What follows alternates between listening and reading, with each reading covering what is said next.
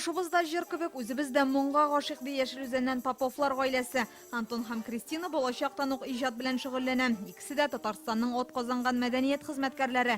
Гаилә башлыгы музыка мәктәбен җитәкләсә, Кристина җыр дәресләре бирә. Находишь определенные подходы к каждому. Һәр баланың оста башкаручы булуын телисең, алар өчен тырышасың. Безнең нәселнең укытучылык стажы 200 елдан артып китә. Гаиләбез белән шушы эшне дәвам итәбез. Балаларны да үзебезнең үрнәктә тәрбиялибез. Стаж общий, да, бабушки, дедушки более 200 лет.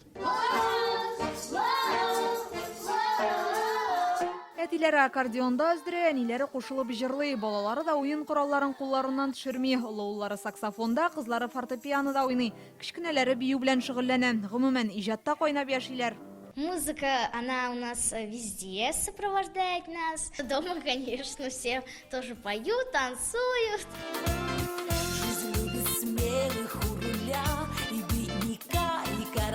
Кристина Попова конкурста катнашырга теләп, май ахырында гаиләләре турында видеоклип җибәрә. Ике атнадан аларны Мәскәүгә чакыралар. Илнең 47 төбәгеннән җыелган 300гә якын гаилә арасыннан финалга бары 7-се генә үтә.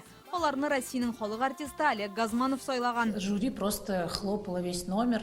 Жюри чыгыш буе алкышлады. Олег Газманов безне телефонына төшерде. Молодцы, әфәрин дип көч биреп торды. Хәтта улыбызны да аның кичкенә чагына охшаттылар.